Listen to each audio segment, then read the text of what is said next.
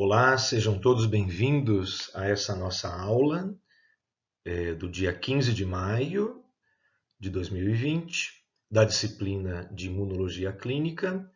Vamos conversar hoje sobre imunodeficiência secundária, tendo como principal modelo os aspectos ligados à imunologia do vírus da imunodeficiência humana, causador da infecção pelo HIV, que é a sigla como ele é conhecido, e que, quando clinicamente avançada, caracterizada por imunodeficiência e algumas doenças muito características, como nós vamos ver para frente, é conhecida como Síndrome da Imunodeficiência Adquirida, ou AIDS, como é a forma de abreviatura mais conhecida.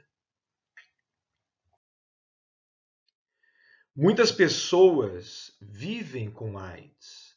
Nós temos hoje, segundo dados recentes da Organização Mundial da Saúde, com sua agência especializada, nós temos quase 38 milhões de pessoas, estima-se no mundo todo, como nós temos um pouco mais de 7,5 bilhões de pessoas vivendo no mundo, corresponde a aproximadamente 0,5% da população. Então, aproximadamente 0,5% da população global está hoje infectada pelo HIV, com o predomínio de indivíduos adultos e aproximadamente, na estimativa global, meio a meio entre homens e mulheres, um pouco mais na estimativa global de prevalência em mulheres. E cerca de 5% desse total em crianças e adolescentes menores que 15 anos. Anualmente, nós temos cerca de 1,5 milhão de novas infecções e, lamentavelmente, no mundo todo, temos quase 800 mil mortes. Esse número, embora seja muito dramático, como nós vamos ver, ele já tem apresentado redução significativa nos últimos anos. No final de 2019, a UNAIDS estimava que cerca de quase 38 milhões de pessoas então estariam vivendo com a infecção por HIV. Predominantemente na África subsaariana, aproximadamente mais de 20 milhões desses 37 milhões vivendo na África subsaariana, com cerca de 5 mil novos casos diários. Então, ainda a AIDS é uma pandemia, porque afeta todos os continentes, e apesar de ter apresentado relativa estabilização nos últimos anos, os números ainda são muito dramáticos. Desde a primeira descrição da síndrome de imunodeficiência adquirida, em 1981, nós temos já uma estimativa de aproximadamente 70 milhões de pessoas tendo sido infectadas pelo HIV. Com isso, calculando-se que hoje haja cerca de 37 milhões de pessoas vivendo com HIV, nós podemos estimar que esse vírus já causou cerca de 33 milhões de mortes em aproximadamente 40 anos desde as primeiras identificações.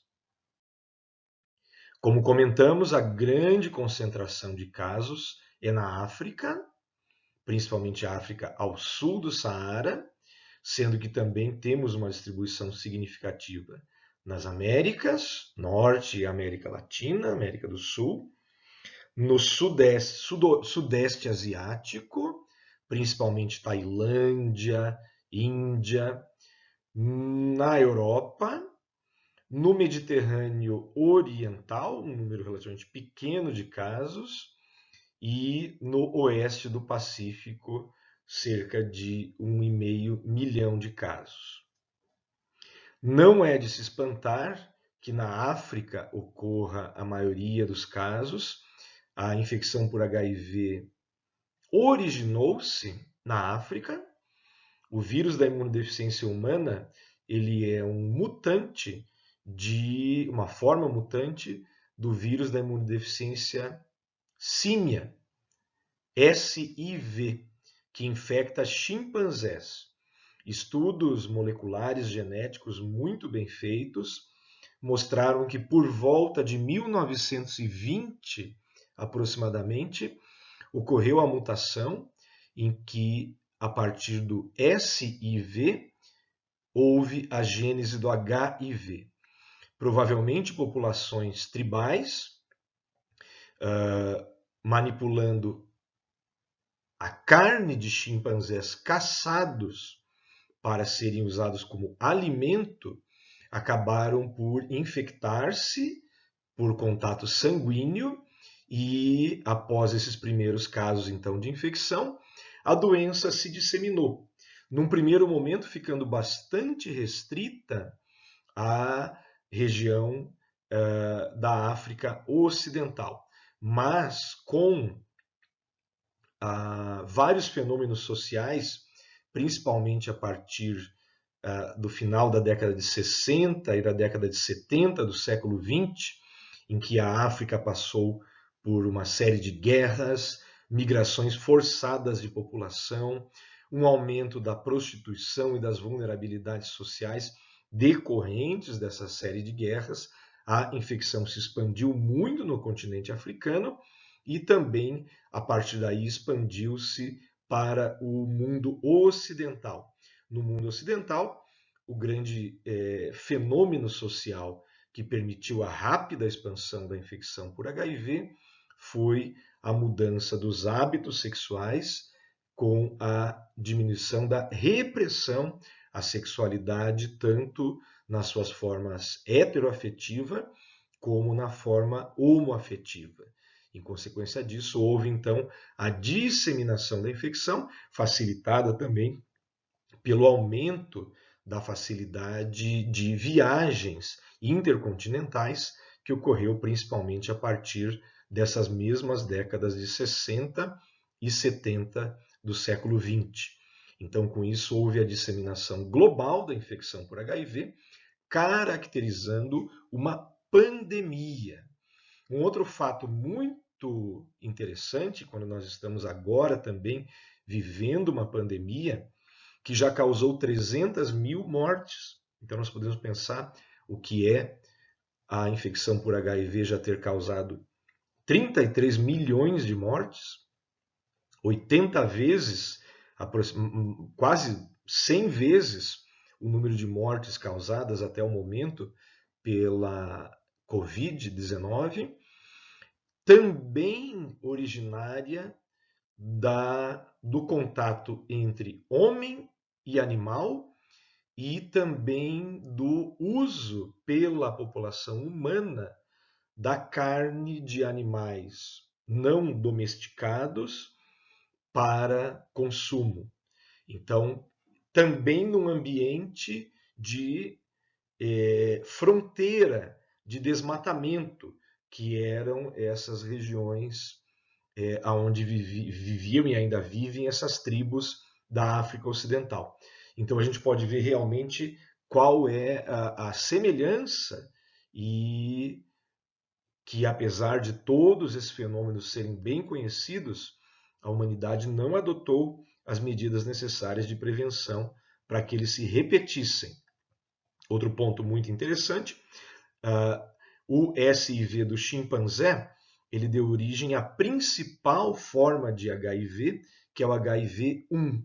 E temos um outro primata também na África Ocidental, chamado mangabeu fuliginoso, que deu origem a também o SIV do mangabeu fuliginoso, por mutações, deu origem ao HIV-2, que afeta populações da África Ocidental, caracteristicamente apresenta um curso clínico mais brando do que a infecção pelo HIV-1.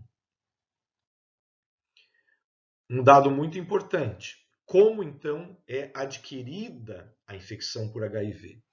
Como nós vimos nos primeiros casos, certamente ocorreu por manipulação no preparo da carne desses animais, dos chimpanzés. Posteriormente, no mundo ocidental e a disseminação toda ocorrendo também na forma pandêmica, as formas que acabaram se estabelecendo mais foram as práticas sexuais não seguras, sem o uso de preservativos, sendo que nessas práticas sexuais, a prática do sexo anal resulta em aproximadamente 1%, 1,4% de risco a cada relação. Dessa forma, constitui-se numa forma comportamental muito significativa em termos de risco, se nós pensarmos que cada relação implica num risco de 1,4% aproximadamente. O sexo com intercurso vaginal apresenta uma taxa bem menor, sexo oral praticamente imensurável no sentido de muito pequeno o risco, se é que há algum risco ligado ao sexo oral. Também outra forma muito importante é a forma parenteral, em que se destaca com 92% de risco de infecção a transfusão de sangue contaminado. Essa transfusão nos primeiros anos da infecção era uma forma muito importante. Felizmente, nos últimos 25, 30 anos aproximadamente, com o controle dos hemocentros no mundo todo, esse risco hoje é bastante baixo, em termos populacionais. Mas o risco para o indivíduo ainda é muito alto, ainda ocorrem, lamentavelmente, casos de infecção por transfusão, porque o risco a cada transfusão de sangue contaminado é maior que 90%. Outra forma também é o compartilhamento de material usado para a injeção de substâncias intravenosas, drogas ilegais e pelo compartilhamento de agulhas ou seringas. Punturas com agulhas no cenário de principalmente atividade profissional em saúde. O profissional de saúde tem um risco caso sofra uma puntura com agulha no seu cotidiano, ao colher sangue de um paciente ou mesmo numa cirurgia, um risco de aproximadamente 0,2%. Não é um risco desprezível e por isso precisa ser prevenido. Em crianças, a forma mais comum é a chamada transmissão vertical, mais de 90% dos casos, sendo que o risco de transmissão é de aproximadamente 22%, variando de 17% a 29%. Ou seja, após a forma transfusional, a transmissão vertical é a forma de transmissão com maior risco. Felizmente, nós hoje temos no Brasil e em vários países do mundo implantada uma série de medidas já por protocolos para prevenir essa infecção em crianças, principalmente por meio do tratamento da gestante. Mas quando esse protocolo não havia ainda sido aplicado de forma eficaz no Brasil, nós tínhamos um número muito grande de casos de infecção em crianças por transmissão vertical. Então, no mundo, nós temos observado, após o pico da pandemia, em meados, final da década de 90 do século passado, nós temos observado uma redução tanto no número de casos novos de infecção, como no número de mortes, embora, como comentamos, ainda esse número ainda seja muito alto, uma mediana de quase 2 milhões de novos casos ao ano e um número de mortes de aproximadamente 700 a 800 mil ano. Então, são números ainda muito expressivos, necessitando de ações públicas de prevenção para se conseguir reduzir essa gravidade toda. No Brasil, temos uma situação relativamente estabilizada. Esse é um gráfico de taxa de detecção de casos novos em vários anos, como nós vimos aqui, mais de uma década, e isso tem se mantido assim recentemente. Há aproximadamente 20 casos por 100 mil por ano na população brasileira, nessa linha preta, e o que se reflete em aproximadamente 40 mil casos novos por ano no Brasil, o que é muito, né? Nós sabemos que é uma doença que pode ser prevenida, então são muitos casos novos, aproximadamente 40 mil por ano, com 10 mil mortes aproximadamente ao ano, e um total de aproximadamente 900 mil pessoas vivendo com HIV no Brasil. Felizmente, como comentamos, em crianças menores que 5 anos, a taxa de infecção tem caído nos últimos anos de forma muito significativa e, com isso, felizmente, nós observamos também uma redução muito importante desses casos novos em crianças.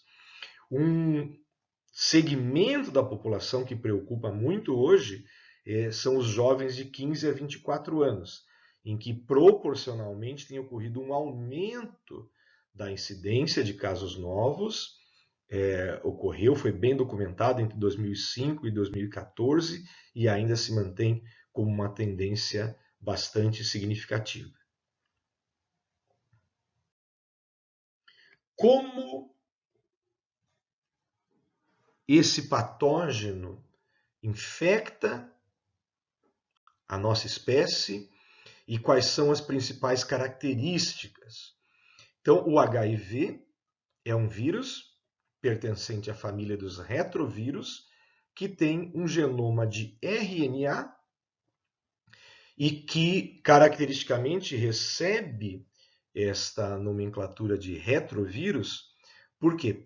Porque a transcrição do seu genoma se dá no citoplasma de RNA para DNA. Vocês estudaram o ano passado, né, em biologia, que existe o dogma da biologia molecular, que é a transcrição dos ácidos nucleicos se dá de DNA para RNA. Como essa enzima transcriptase reversa, característica dessa família retrovírus, faz a transcrição de RNA para DNA, nós temos então essa caracterização do grupo como retrovírus. Então ele tem o seu RNA abrigado por um capsídeo proteico bastante denso, um envelope glicolipídico. Os lipídios são, como em vários patógenos virais, um exemplo também é o coronavírus, o SARS-CoV-2, causador da Covid-19. A parte lipídica é constituída por lipídios da própria membrana das células que o vírus infecta. E a parte composta por carboidratos é composta pelo complexo proteico GP160, que é um complexo transmembrana e que se conecta ao receptor CD4 com também a necessidade da interação com um outro receptor, que é o receptor de quimiocinas, principalmente o receptor CCR5 nos macrófagos e CXCR4 em linfócitos. Nós temos então essa característica de um patógeno que infecta células com o receptor CD4, a proteína CD4, que são justamente as células que gerenciam a nossa resposta imunológica.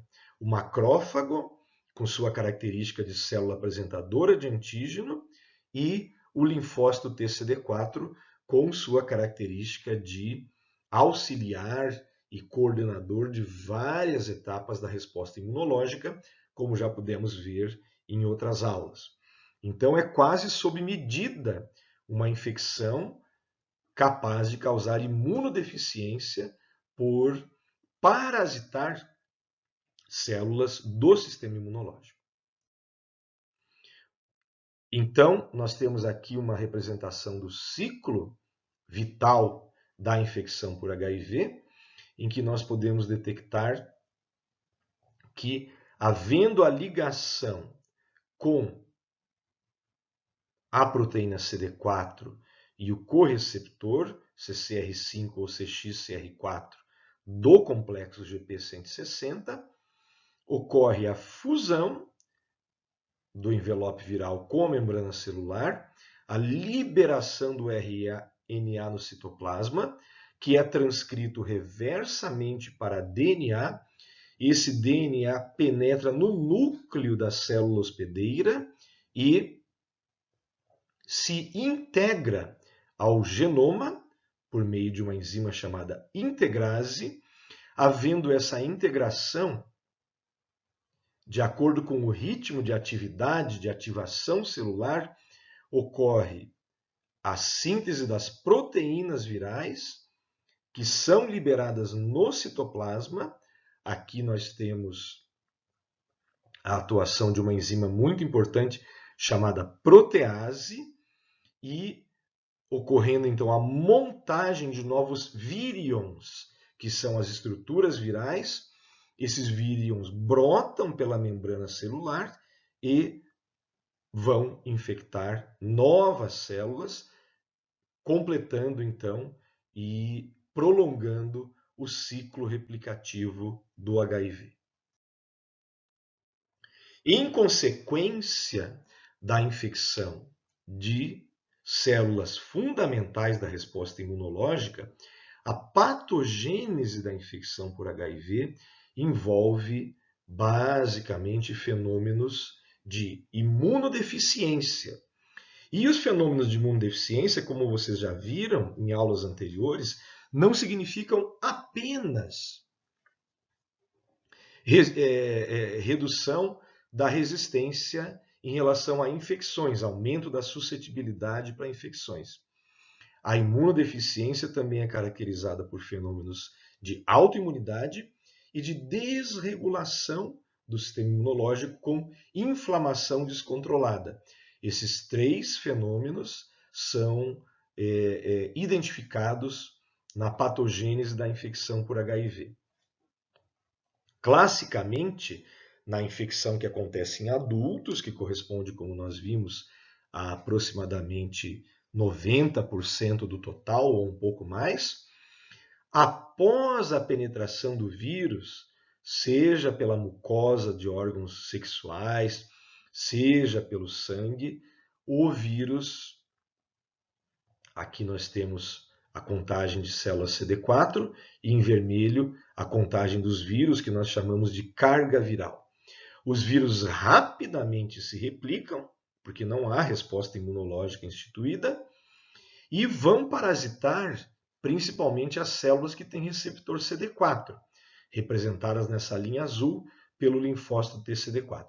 Então, imediatamente ocorre uma grande destruição nas primeiras semanas de linfócitos TCD4 e uma grande taxa de replicação viral. Nesse momento, ocorre clinicamente, em mais ou menos 40% dos pacientes, a chamada síndrome retroviral aguda, caracterizada por sintomas ligados à expansão do tecido linfóide, linfonodomegalia, esplenomegalia e também por fenômenos inflamatórios, febre, mal-estar, anorexia. 40% dos pacientes aproximadamente apresentam um quadro manifesto da chamada síndrome retroviral aguda.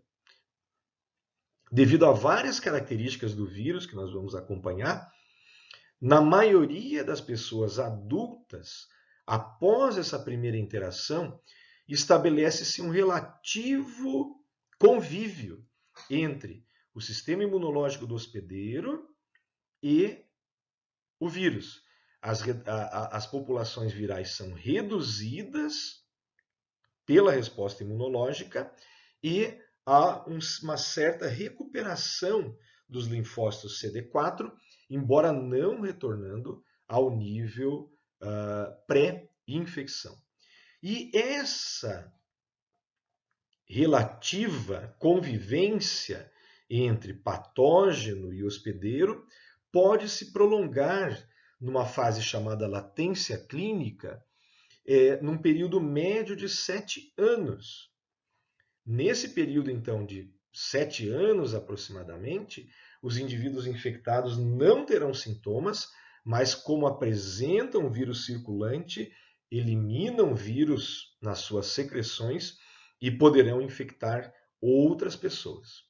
Essa é a chamada latência, também chamada fase de portador assintomático, e que acaba sendo muito importante na epidemiologia da infecção, porque a pessoa não sabe que tem e transmite a infecção.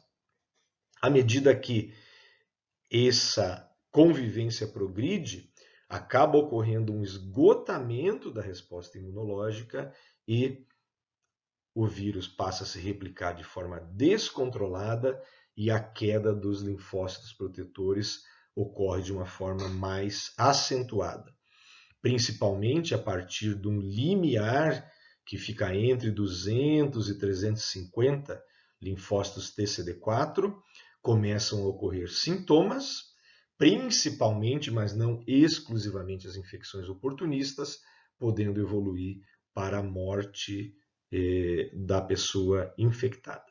Isso aqui é mais ou menos a representação da infecção não tratada, seria a história natural da infecção.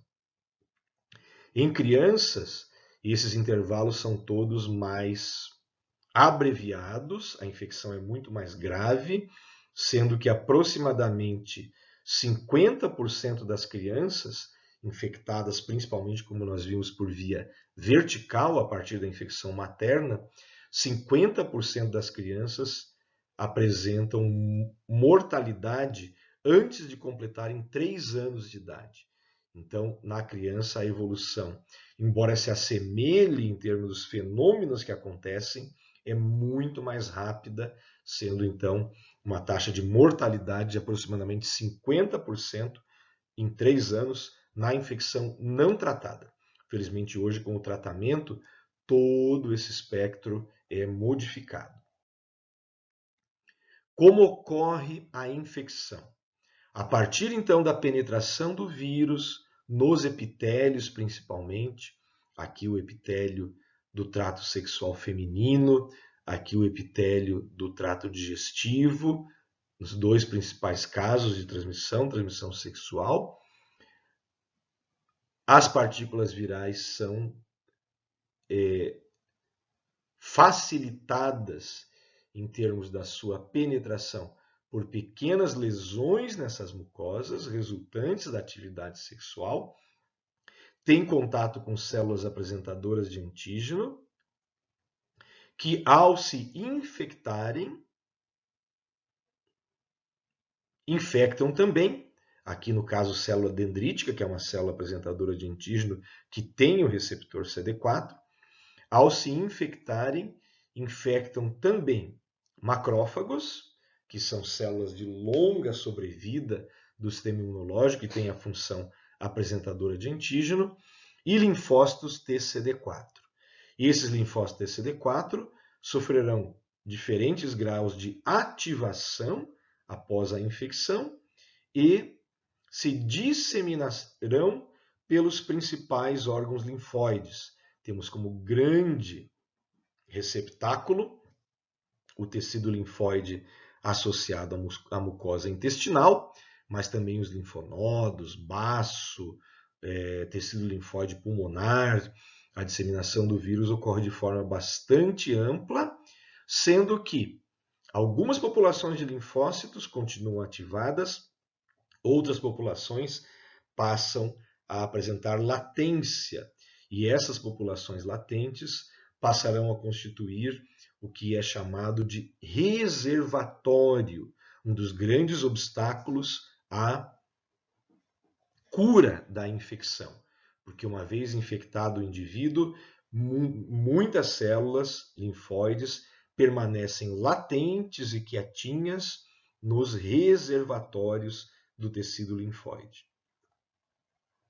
À medida que a proliferação viral aumenta dias após a infecção, ocorre então o início do estabelecimento de resposta imunológica, com a produção de anticorpos que têm efeito neutralizante, mas que já não são capazes de controlar e erradicar a infecção, porque esses vários mecanismos de estabelecimento no tecido linfóide já estabeleceram a latência da infecção.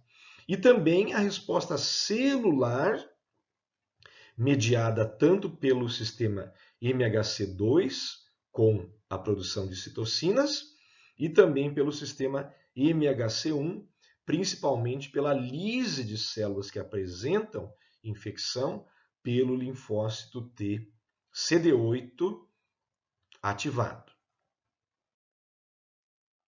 Então, nós temos esse fenômeno aqui representado da transcrição reversa, ativação de células TCD4, formação de pool de células latentes que vão para os tecidos linfóides.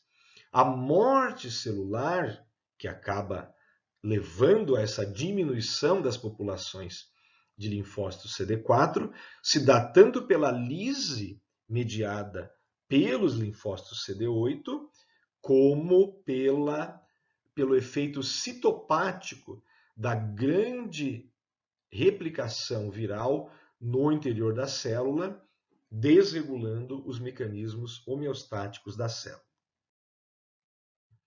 Isso resulta, então, em uma patogênese que afeta vários componentes da resposta imunológica. Prejuízo à resposta citotóxica, com modulação negativa do MHC1. Isso é uma estratégia de escape do vírus e que acaba influenciando a patogênese. Prejuízo ao processamento de antígenos microbianos, principalmente bactérias e fungos, também pelo vírus ocasionar uma modulação negativa do sistema MHC2, que, como nós sabemos, é muito importante para o controle de bactérias e antígenos extracelulares. Ativação imunológica, que leva à apoptose e perda das células CD4 e CD8, contribuindo para essa imunossupressão.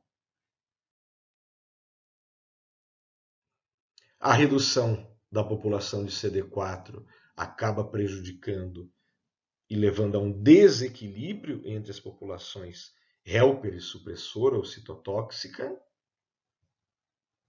Desregulação da produção de citocinas. Anormalidades dos fagócitos e das células apresentadoras de antígeno, monócitos, macrófagos e células dendríticas.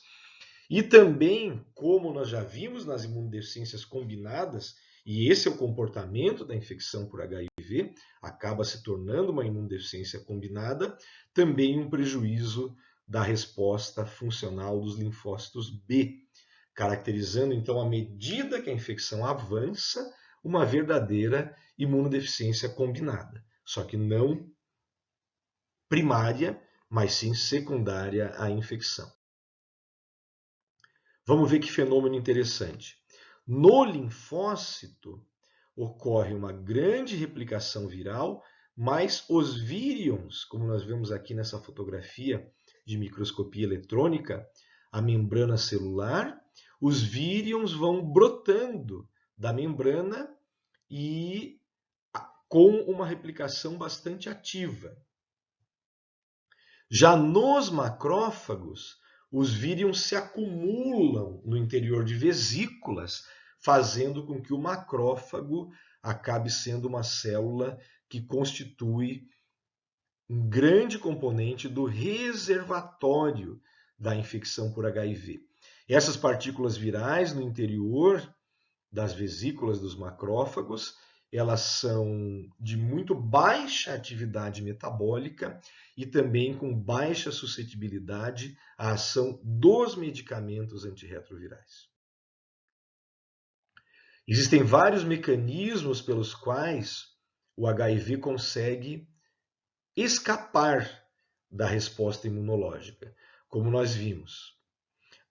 Variação dos seus epítopos, ele sofre mutações com muita frequência e deixa de expressar epítopos que seriam críticos na resposta celular, principalmente, redução do MHC, exaustão do CD8, sobrevivência nos reservatórios ou santuários, ligação às células dendríticas que acabam carregando o vírus para o tecido linfóide e a infecção de várias subpopulações de células T.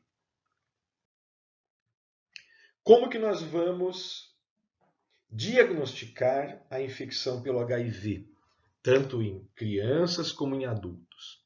Vamos começar pelo começo da vida, a infecção na criança. Nós sempre temos que pensar numa criança de risco que tenha nascido filha de mãe soropositiva para o HIV. Infelizmente, hoje no Brasil, a identificação da doença ocorre durante a gestação, geralmente na primeira consulta de pré-natal. O profissional de obstetrícia, IGO, medicina de família, já pede o exame para detecção de infecção por HIV. Então, com frequência, nós sabemos quando nasce uma criança filha de mãe soropositiva.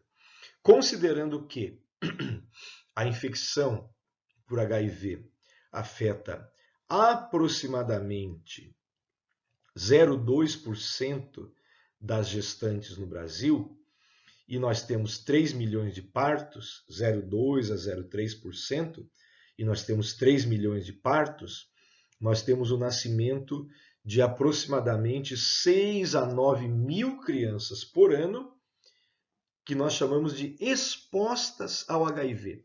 São filhas de mães soropositivas, mas não necessariamente infectadas. Infelizmente, hoje, a maioria delas não é infectada, graças principalmente ao tratamento da gestante. Então, nós acompanhamos a criança e o surgimento de infecções recorrentes ou dificuldade de ganho de peso, principalmente, vai ser a nossa grande forma de suspeita clínica para o diagnóstico. O diagnóstico por meio de exames complementares ele é difícil. Por exemplo, se nós formos tentar detectar anticorpos contra o HIV, que é o teste mais utilizado, talvez você já tenha ouvido falar do teste de ELISA, é um teste que detecta anticorpos contra o HIV. Ele não é válido na criança menor que 18 meses, porque até 18 meses a criança pode ter anticorpos IgG por passagem transplacentária materna. Agora, você pode identificar o vírus no sangue da criança utilizando a técnica de reação de polimerase em cadeia, tanto para DNA como para RNA. E quais seriam as manifestações clínicas que nos preocupariam mais precocemente? Os sinais precoces incluem principalmente infecções recorrentes de vias aéreas superiores e também um quadro de linfonodomegalia, hepatomegalia ou esplenomegalia, aumento dos linfonodos, do fígado e do baço, decorrente da resposta da criança ao quadro infeccioso. Candidíase oral, que é uma infecção oportunista, já pode se manifestar, diarreia recorrente e déficit de crescimento. São marcadores muito importantes. Aqui nós podemos ver uma criança com desnutrição grave em decorrência da infecção por HIV adquirida pela transmissão vertical mãe-filho. A desnutrição é multifatorial. Quem tem uma infecção crônica perde o apetite Então, tem redução da ingestão de alimentos, perda de nutrientes, por exemplo, nos quadros de diarreia, e hipermetabolismo, uma forma geral dos quadros infecciosos, que tem muito catabolismo. Isso acaba gerando, então, a desnutrição e o retardo de crescimento, que é uma manifestação clínica muito importante. Nós utilizamos para estadiar a infecção por HIV, e em pediatria é parecido com a clínica de adultos, 4 categorias clínicas. N, em quem praticamente não tem sintomas. Categoria A, quando o paciente tem sintomas leves. Categoria B, sintomas moderados, é quando começam a aparecer infecções, pneumonia, meningite, herpes zoster, que é a reativação de varicela. Então, temos os sintomas chamados moderados. Aqui, por exemplo, uma criança muito jovem, com um quadro de pneumonias recorrentes e também um infiltrado linfóide no pulmão, que nós chamamos pela sigla de LIP, pneumonia intersticial linfóide. Aqui uma criança com complicação de pneumonia, que é uma pneumatocele, nós podemos ver no raio-x, essa parte mais escura aqui é uma verdadeira bolha de ar, que nós chamamos de pneumatocele, resultante da ruptura do parênquima pulmonar secundária à infecção.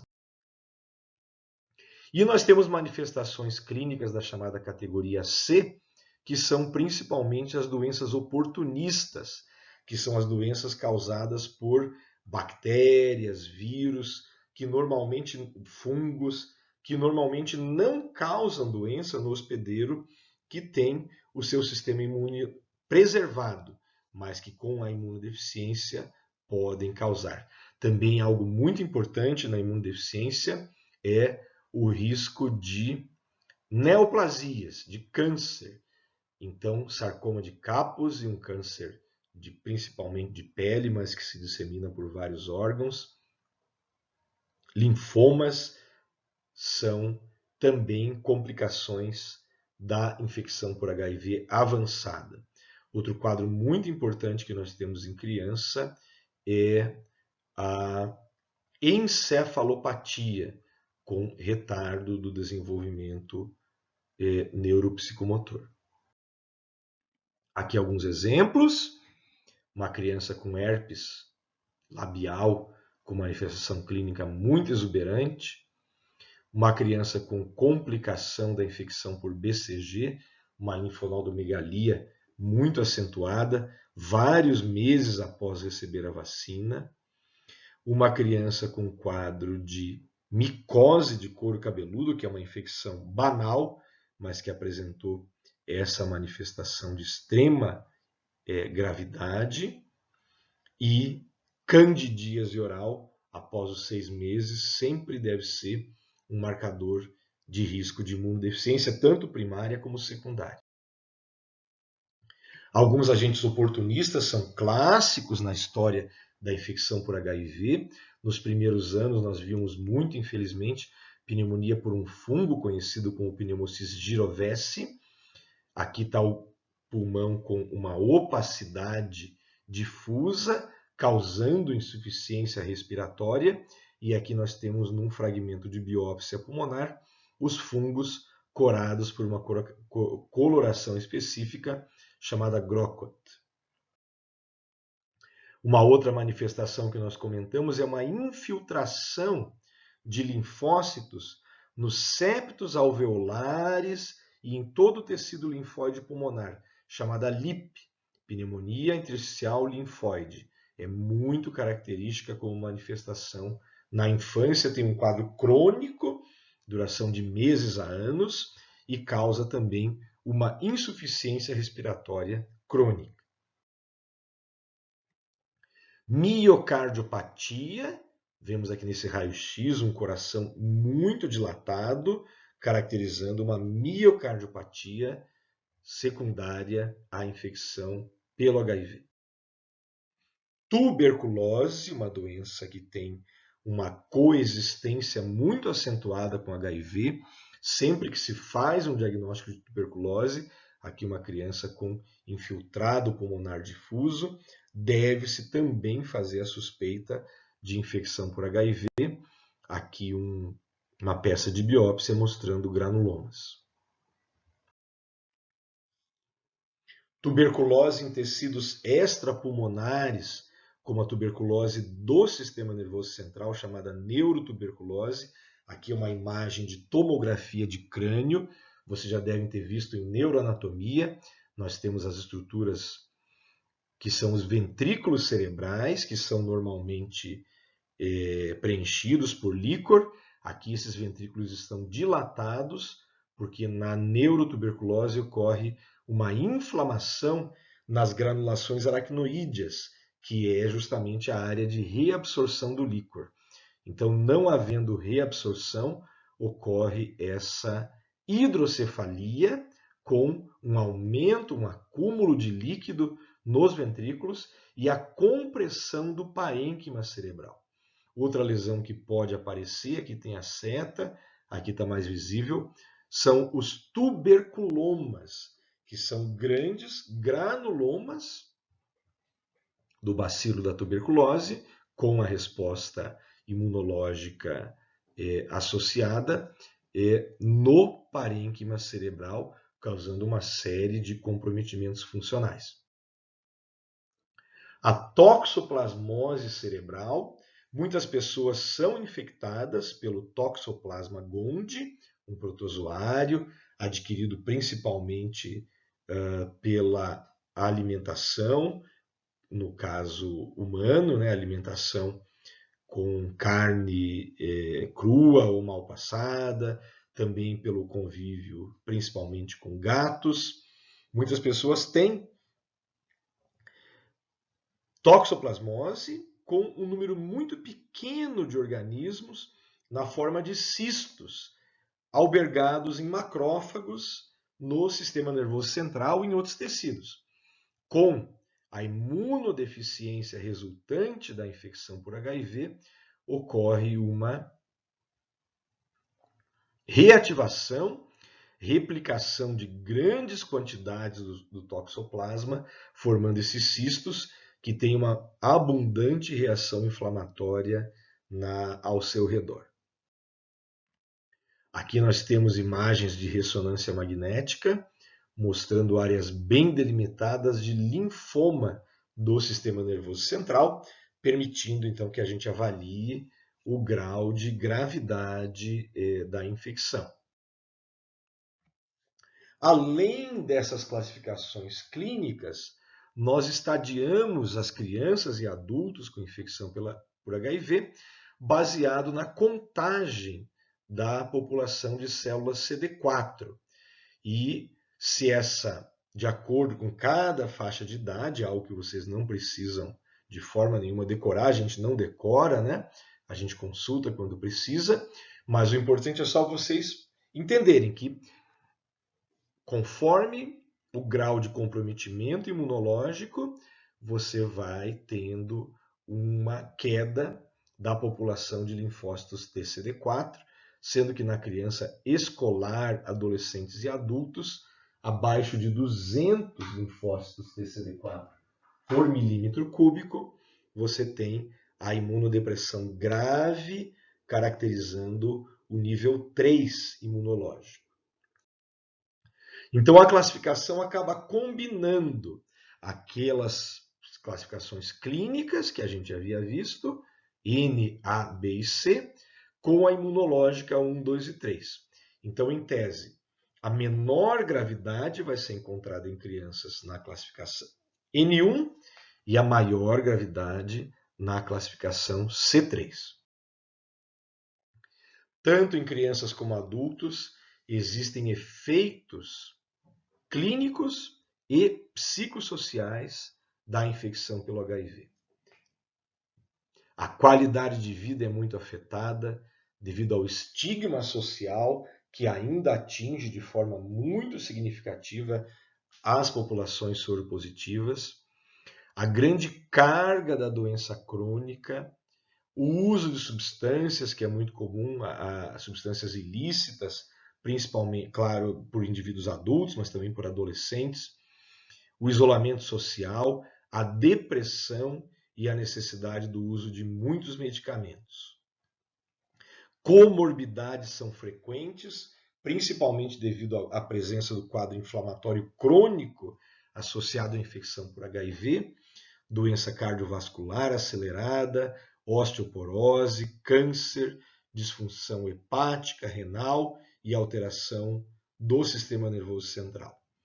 E também nos pacientes que estão em tratamento, efeito de toxicidade e efeitos adversos dos medicamentos.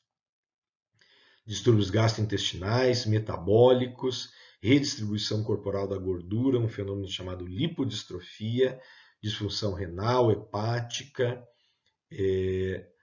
efeitos cognitivos, alterações cutâneas e as interações medicamentosas, ou seja, dos medicamentos para tratar o HIV com medicamentos que os indivíduos já utilizariam, medicamentos, por exemplo, para tuberculose, medicamentos para hipertensão, que podem então interagir e prejudicar mutuamente o efeito dos medicamentos. Bom, felizmente, com tantos cenários graves, nós temos hoje um cenário muito animador.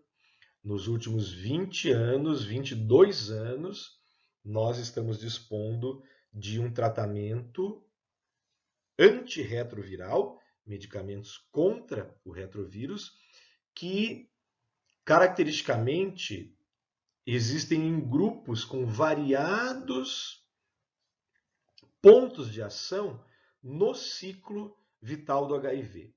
Então, nós temos medicamentos que inibem a entrada e fusão do vírus com a membrana.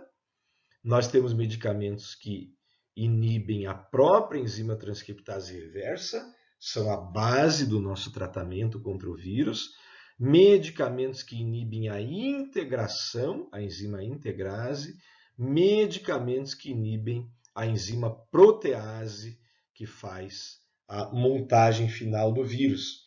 Então, nós temos hoje medicamentos agindo em várias fases do ciclo viral e basta a gente ter uma combinação de medicamentos ativos em duas fases desse ciclo para nós termos um controle muito adequado da infecção. Todo paciente com HIV, quase invariavelmente, que adere de forma adequada ao seu tratamento, tem uma boa evolução clínica, vida normal na maioria dos casos e não transmite, quando tem a sua infecção controlada, não transmite a infecção a outras pessoas. Infelizmente, a adesão ao tratamento não é de 100%, ela varia em torno de 50% a 70% das pessoas em tratamento, o que acaba resultando, lamentavelmente, nas 10 mil mortes que nós temos no Brasil por ano e também no número de casos novos por falha da prevenção. Lembrando que no Brasil, e isso faz com que o Brasil seja um país exemplar no contexto internacional, no Brasil, 100% do tratamento, 100% dos exames laboratoriais, mesmo exames sofisticados, é coberto pelo Sistema Público de Saúde por meio do Programa Nacional de DST-AIDS. Então, nós temos a capacidade hoje de, tratando a infecção com os medicamentos antirretrovirais, mudar aquele panorama que nós conhecíamos da evolução natural da doença. A pessoa se infectava, o vírus vai lá para cima, cai o CD4, a resposta imunológica se estabelece e o indivíduo entra numa fase de relativa latência, até que mais ou menos a partir de 5 a 7 anos ocorre o predomínio da infecção e a imunodeficiência. Hoje, com o tratamento, após um momento de grande replicação viral, a carga viral, que nós chamamos, que é a taxa de replicação viral, vai a limites indetectáveis, e as populações celulares representadas pelo linfócito TCD4 apresentam uma recuperação e uma curva ascendente. Então, ao contrário, né, dessa queda da resposta imunológica gradativa e da replicação viral descontrolada, nós temos uma abolição da replicação viral, pelo menos nos tecidos que a gente consegue acessar para exames, e uma recuperação e manutenção dos níveis de linfócitos CD4. Então, graças a isso, o tratamento, quanto mais precocemente iniciado, mais beneficiará o indivíduo. Isso está bem comprovado em estudos clínicos. Por isso que tanto em adultos como em crianças, desde o começo da década anterior, já se advogava e se advoga nas recomendações e protocolos o tratamento imediato ao momento em que é feito o diagnóstico. E nós temos hoje um grande número de medicamentos, vocês vão ver mais à medida que o curso de vocês progredir, um grande número de medicamentos, cerca de 20 medicamentos ativos contra o HIV, que a gente pode combinar de várias formas, tendo então um horizonte de tratamento muito promissor. Novas drogas aparecem quase a todo ano, sendo que temos então essa possibilidade hoje de, se não curar, proporcionar uma vida normal aos pacientes infectados, tanto adultos como crianças. Então, nós chamamos de TARC, que é a terapia antirretroviral combinada, porque combina em frequência 3 medicamentos. Ela tem vários objetivos: controlar a replicação viral, preservar o sistema imunológico, postergar as consequências da infecção e aumentar a sobrevida e qualidade de vida. E todos esses objetivos são alcançados quando o tratamento é feito com boa adesão por parte do paciente, e no nosso caso em pediatria, por parte do paciente e da família. Aqui um estudo do nosso grupo mostrando que quando o tratamento começou precocemente em crianças que ainda não tinham imunossupressão, a taxa de CD4 se manteve muito boa. Quando a gente demorava para iniciar o tratamento, a taxa de CD4 já era menor ao se começar e ela foi progressivamente se elevando na comparação em paralelo, mas sempre em patamares inferiores àqueles observados na infecção tratada precocemente. Aqui um gráfico com 5 anos de evolução de uma coorte de mais de 100 crianças. No entanto, existem algumas limitações ao tratamento. A adesão, como nós vimos, é muito importante. A variabilidade farmacocinética em pediatria, criança e adolescente são a minoria dos casos, então muitas vezes os laboratórios farmacêuticos não desenvolvem boas formulações para uso pediátrico. Efeitos adversos e intolerância aos medicamentos que podem fazer algumas pessoas, infelizmente, abandonarem o seu tratamento, e a resistência aos antirretrovirais, que é resultado da grande capacidade de mutação dos retrovírus. Todas essas fases, se evoluindo de forma desfavorável, podem prejudicar o sucesso de um plano terapêutico. O que a gente acha que vai acontecer nos próximos anos, que já está acontecendo? Menor complexidade posológica. Quando começou a se tratar a infecção por HIV, os pacientes tinham que tomar 14, 20 comprimidos por dia. Hoje existem tratamentos que combinam 3 medicamentos antirretrovirais em um comprimido tomado apenas uma vez ao dia. cada vez menos toxicidade, cada vez medicamentos mais potentes, novos perfis farmacológicos estão sendo identificados, novas drogas, novos mecanismos de ação de drogas estão sendo explorados, todos com o objetivo de acesso a boa terapêutica antirretroviral. É possível curar a AIDS? Até o momento, como nós vamos ver, infelizmente é muito difícil. E há relato apenas de 2 pessoas curadas, sendo que a pessoa curada de mais longo prazo, o chamado paciente de Berlim, nós vamos ver, essa cura se deveu a circunstâncias muito pouco usuais. Então, de 70 milhões de pessoas infectadas, 33 milhões de pessoas já morreram e apenas 2 casos de cura bem documentados existem. Por quê? Como nós comentamos, a latência do vírus, ele tem essa capacidade de ficar quietinho lá no interior das células, como nós vimos naquela foto do macrófago. A existência de populações celulares de longa vida, também o caso aí do macrófago. Santuários, áreas do sistema linfóide em que o acesso do tratamento é muito difícil e, com isso, as abordagens alternativas ao tratamento foram inconclusivas até agora. Vamos terminar com uma mensagem boa. Esse é o Timothy Brown. A gente pode falar e revelar o diagnóstico e o nome dele, porque ele viaja pelo mundo promovendo ações sociais de enfrentamento da infecção por HIV.